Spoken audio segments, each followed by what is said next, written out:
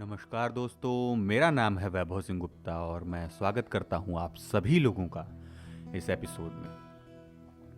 पिछले 2 सालों से हमारा पूरा देश, पूरा विश्व कोरोना की चपेट में है और हमने बहुत कुछ खोया है, बहुत कुछ देखा है, बहुत कुछ झेला है। मैं ऊपर वाले से प्रार्थना करता हूं कि आप सभी लोग स्वस्थ होंगे और मैं ये उम्मीद करता हूँ कि आपने अपना बहुत बड़ा कोई नुकसान न किया हो, कोई बहुत बड़ा आपको झटका ना लगा हो, आपने अपने किसी को न खोया हो।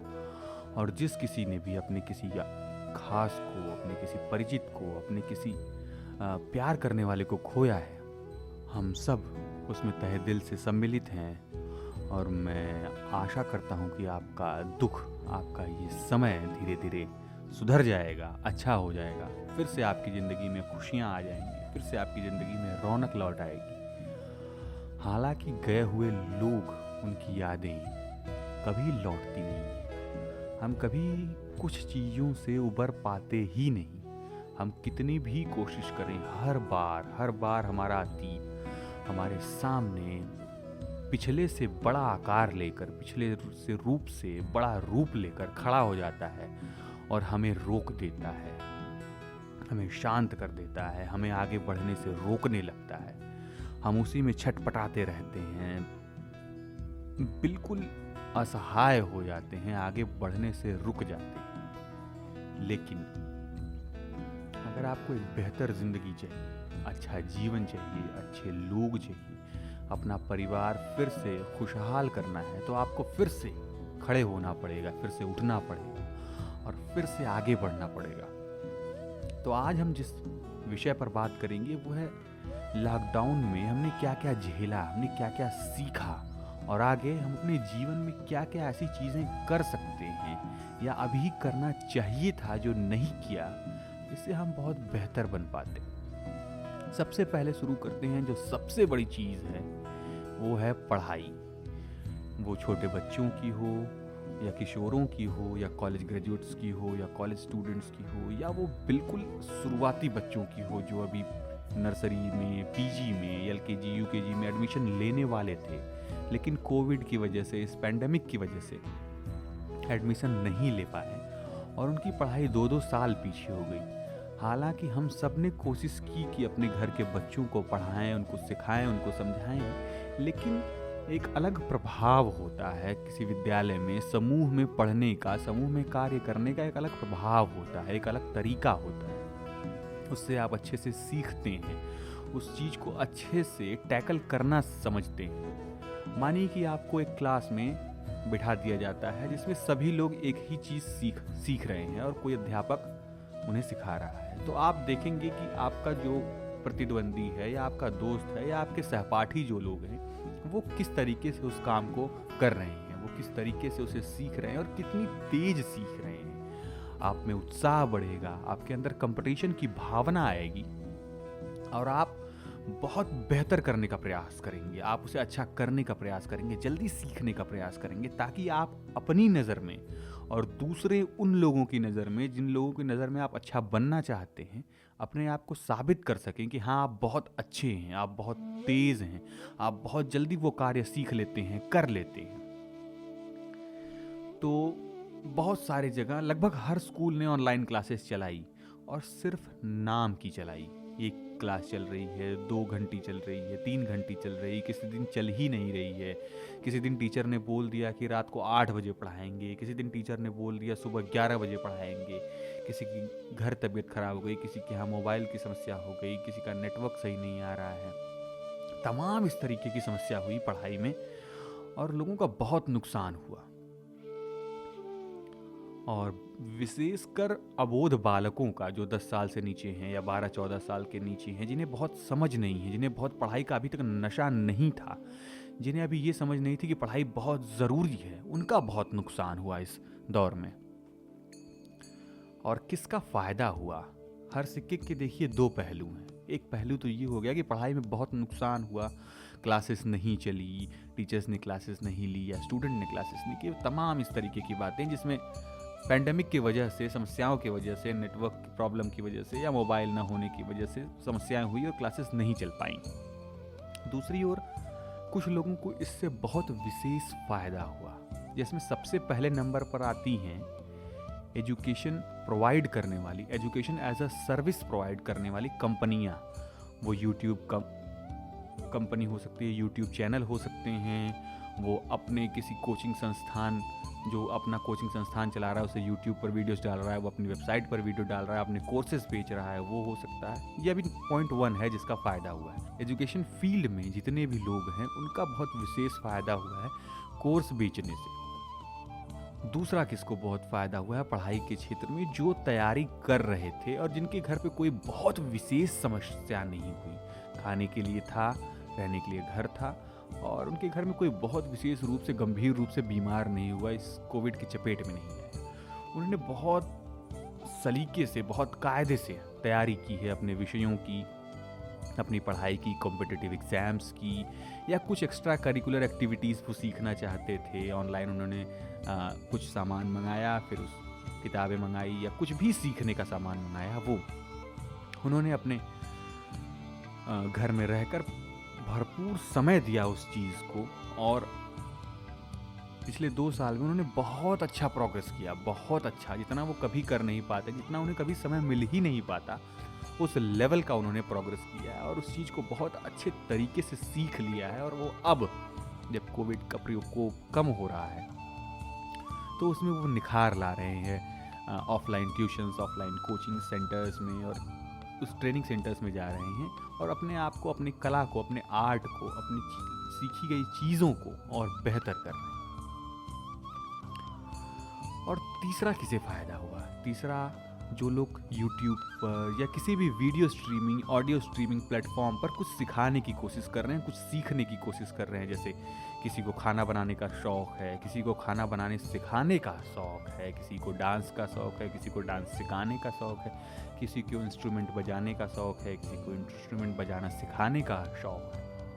मतलब तमाम वो चीज़ें जो सिखाई जा सकती हैं, digital marketing, affiliate marketing, business sense और मार्केटिंग, सेलिंग, और जिन्होंने इनिशिएटिव लेकर वो काम शुरू किया, वो उसमें उनको बहुत विशेष फ़ायदा हुआ, क्योंकि वो सब लोग जो बाहर दौड़ते रहते थे, जिनके पास समय का बड़ा अभाव था, वो घर में एक जगह बंद हो गए, ठहर गए, तो इसलिए उनके पास बहुत भरपूर समय मिल गया और वो सीखने में व्यस्त हो गए। और इस तरीके से सीखा कि 6-6 महीने जिस चीज़ को सीखने में लग जाते, वो 1-1 महीने में सीख लिया लोगों ने। और ऐसे बहुत सारे उदाहरण मैंने स्वयं देखे हैं और मेरे परिचित के लोग हैं। तो अब इससे हमें सीखना क्या है? इससे हमें समझना क्या है? वास्तव में इस विषय का जो आपने इतना समय दिया, अभी तक आप सुन रहे हैं, इसका क्या मतलब हुआ?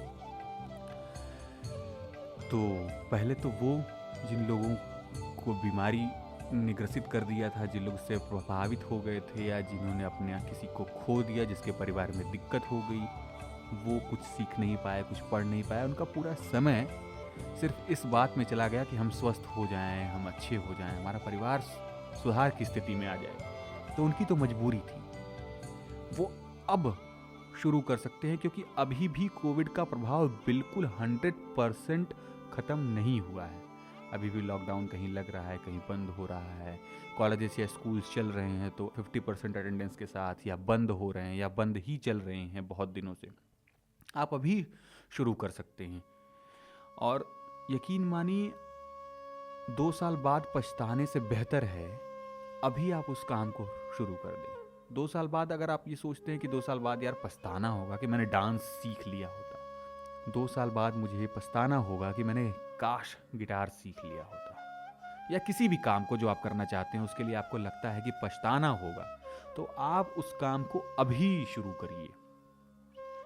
आप उसे बहुत थोड़ा समय दीजिए ना, ज़रूरी थोड़ी है कि आप उसे 5 घंटा रोज ही देंगे तभी वो चीज़ आपको आएगी।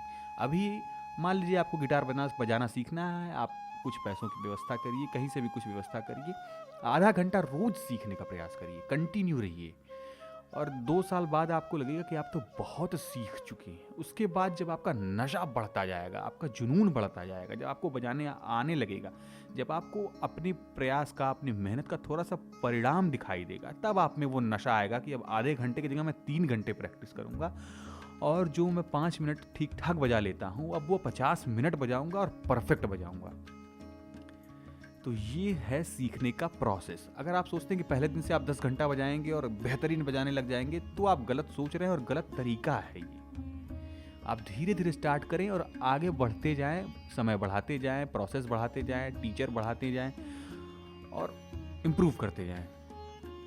पहले ये हो गए। दूसरे वो हो गए जिन्होंने सीखना प्रारंभ कर दिया था, लेकिन फिर लॉकडाउन की प्रतिबद्धता जो ख़त्म हुई तो फिर उन्होंने छोड़ दिया और अब छूट चुका है, लेकिन उन्हें थोड़ा बहुत आ गया है वो कार्य, वो कला, तो वो अब शुरू कर सकते हैं। और फिर वही बात उन पर भी लागू होती है कि 2 साल बाद जब आप पीछे मुड़कर देखेंगे तो कहेंगे कि हमने कोविड में शुरू किया और आज हम इतने अच्छे हो गए हैं। हमने बहुत अच्छे से प्रैक्टिस की, अब बॉडी बिल्डिंग करना चाहते हैं, मार्शल आर्ट्स सीखना चाहते हैं, लिखना सीखना चाहते हैं, गाना सीखना चाहते हैं, पढ़ना सीखना चाहते हैं, कुछ इंस्ट्रूमेंट बजाना सीखना चाहते हैं, कुछ भी सीखना चाहते हैं, खाना बनाना सीखना चाहते हैं, या जो भी काम आप करना चाहते हैं। यकीन मानिए ज़्यादातर चीज़ें आजकल आपको सोशल मीडियाज़ पर फ्री में अवेलेबल हैं, बिगिनर्स और बेसिक लेवल्स की।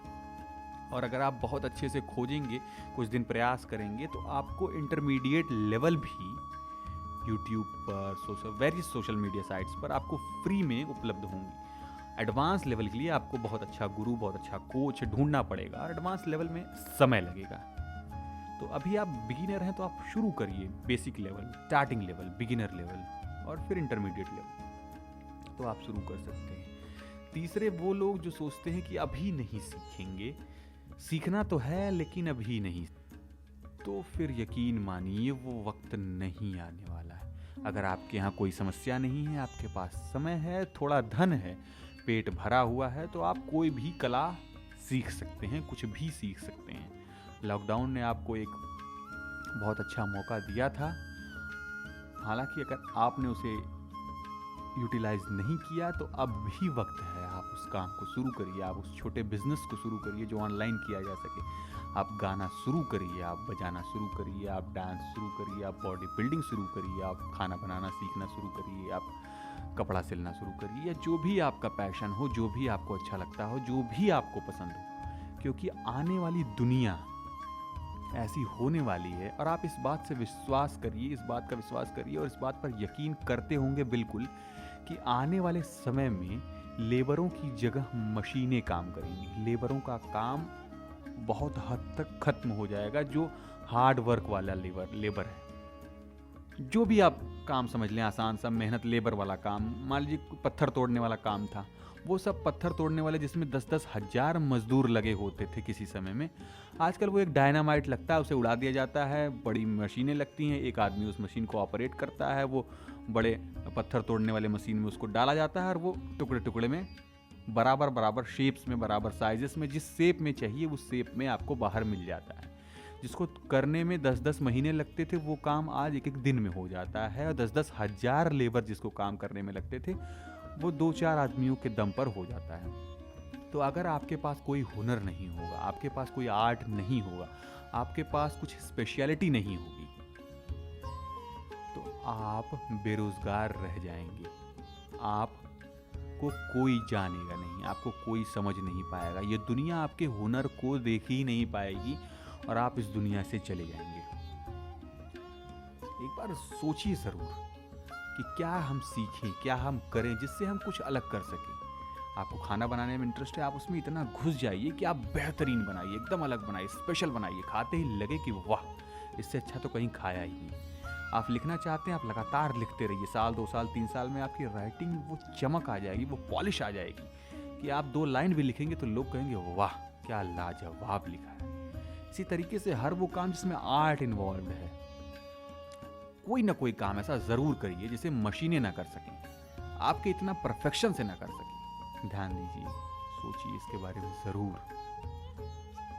अभी मौका है, अभी आप 30 के नीचे हैं या 30 के ऊपर हैं, कुछ भी एज हो आपकी, कुछ भी जेंडर हो आपका, कुछ भी जगह हो आपकी, अगर आपके पास मोबाइल है, इंटरनेट है और आप में सीखने का जोश है, जज्बा है, तो यकीन मानिए आप वो काम कर सकते हैं। और आप इंटरनेट पर सर्च करिए कि आपकी स्थिति में रहा कोई बालक या बालिका ने ऐसा काम किया है।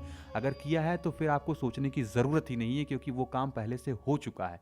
और अगर नहीं किया है तो आपको उसे करने की ज़रूरत है। क्यों? क्योंकि आप एक उदाहरण बनेंगे। आप वो सर्वप्रथम आदमी या औरत होंगे जिसने वो काम किया होगा। आप सबके लिए प्रेरणा के स्रोत होंगे।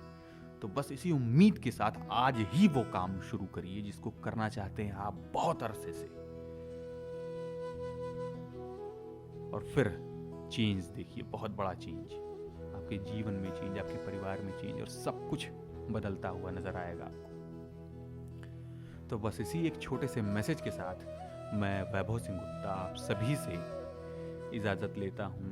तब तक के लिए सुनते रहिए पॉडकास्ट और अपने जीवन को भरपूर जीते रहिए हर रोज़।